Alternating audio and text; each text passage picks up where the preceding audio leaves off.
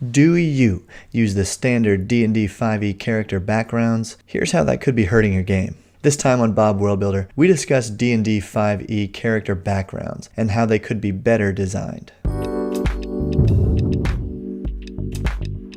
Hey, Bob here, and welcome to Bob World Builder. If this is your first time visiting the channel, I make D&D related videos that I hope can inspire conversation and collaboration between new and veteran players. Join our Discord for D&D advice, world building tips, and finding people to game with. This video is part of a series called Let's Fix It, where we discuss homebrew content, rules, and community perspectives on D&D. Check out the playlist link below. Right off the bat, I want to know how you use character backgrounds in D&D 5e. Do you use the standard backgrounds? Do you use the customization options in the PHB, or do you lean into homebrew? Let me know down in the comments. I read and reply to every single one. Alrighty now, in the character creation video of the How to Play series, I barely covered character backgrounds because I don't like them that much. Let me be clear.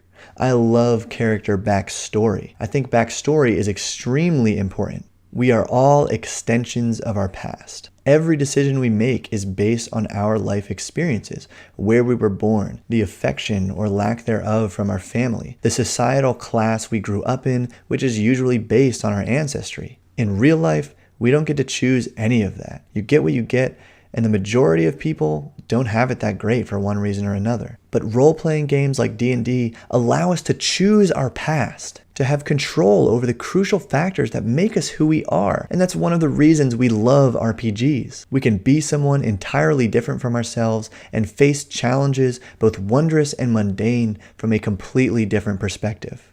Writing a backstory is the first real step of getting into character in D&D, and it can allow you to weave your character into the setting that you're going to be playing in. Even into the adventuring party if you include relationships with other player characters. For all of these reasons and more, character backstory is extremely important and probably something we'll talk about a little bit more in a future video. But in this video, we're going to discuss the problematic gamifying or even substitution of character backstory with pre-generated character background. We're going to review background options and custom options already available in the PHB, as well as some homebrew ways to do backgrounds, one of which I plan on using in my campaigns from now on. First, what the heck are these pre-made character backgrounds? In the player's handbook, you will find 13 pre-generated backgrounds that you can choose from, or 6 in the basic rules. Each has a pretty self-explanatory name and a description to go along with it, and they provide your character with 2 skill proficiencies and a combination of tool set, gaming set,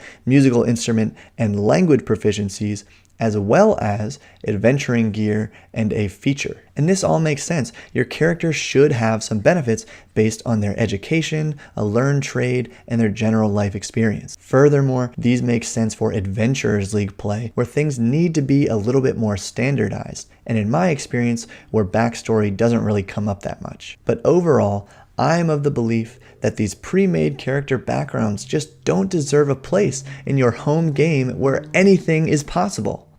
Here's the problem. In every campaign I've been a part of, there are a few backgrounds that always come up, sometimes with multiple players choosing them. Outlander, Sage, Urchin are ones that come to mind, and there's probably multiple reasons for this, but at the end of the day, it's because these backgrounds provide really useful or really fun bonuses and features that can diversify a character outside of their class and subclass abilities, similar to taking a feat. To be really nitpicky for a second, a character background like Outlander, which gives your character the ability to pretty much never get lost and always be able to find food and water, almost renders the whole concept of the Ranger class a moot point. Now, I know that I'm biased here because I really like the gritty survivalist part of low-level play, but I guess if you don't care for any of that stuff, having someone choose Outlander, or of course the Ranger class, allows you to pretty much handwave all of that. Let me know what you think about this down in the comments. To get back to the point, characters should be able to benefit from their life experience before becoming an adventurer. There are probably infinite ways to accomplish this, and the PHB gives us another one besides those pre-made character backgrounds. The rules for creating your own character background bundle are as follows. Choose 2 skill proficiencies, 2 toolsets or language proficiencies, and a feature or equipment pack from an existing background. This option isn't bad. It obviously allows for more creativity, which is kind of what we're going for here. But my problem with it is that choosing these 6 things individually, weighing the pros and cons of different skills, languages, equipment packs, tool sets, and how all these things can be optimized can take a lot of time that is already at a premium during character creation. So with neither of the PHB character background options being as easy or fun as they could be, we turn our attention to homebrewery. A few weeks ago, I asked the good people of Reddit how they do character backgrounds, and of course, I got a lot of comments just saying they use the standard ones in the PHB. But there were a number of really interesting responses that I want to share with you here. So, user Jables McBarty says, I made a backgrounds D20 table and had my players roll for their background. I split out knight and pirate and other variants, so they only had to re-roll on like a 19 or 20. Seemed to work. While this is definitely a really fast way of making character backgrounds, I think there's a problem in that it mimics too closely the real world where we don't choose that stuff. Like I said in the beginning, that's not why we're playing D&D. This is a cool option, but I think the player needs to have more control here. Here's a response from Friction1. I almost entirely ignore the background features and homebrew sets of skills, tools, and languages if players want to play something that doesn't exist. Based on players' backgrounds, I may give them advantage on certain niche checks. Scientists who specializes in mushrooms may get advantage trying to identify if a mushroom is safe to eat with nature roll. Sailor may get advantage on survival when trying to navigate a boat. I like this a lot because of how straightforward it is, allowing players to go with any unique background that they think is right for their character and using the advantage mechanic to replace the features. It's simple,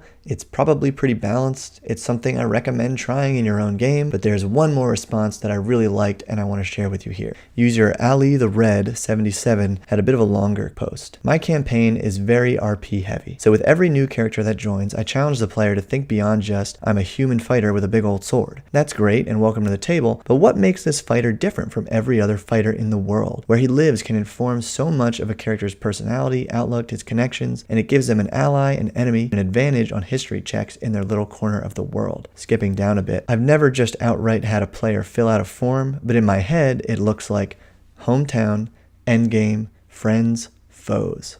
Going from a fighter with a cool sword to a fighter from Roast who has pissed off a master craftsman but still has friends in the blacksmithing circle, leaving town to better himself and prove the master wrong, is already more invested in the world and in the character's future. TLDR, I start with story and work backwards. After all, I'm telling a damn story here. Yes, that is the main message. Story is the foundation of D&D. By leaning heavily into story, character background, and character backstory blend and become one in the same, and the player simply chooses a few mechanical bits that stem directly from their character's past. So here's my choice homebrew blend based on all the methods we discussed here. Choose 2 skills, 1 toolset, and 1 language, because players still deserve proficiencies based on their education, trade, and life experience. Next, create 1 ally.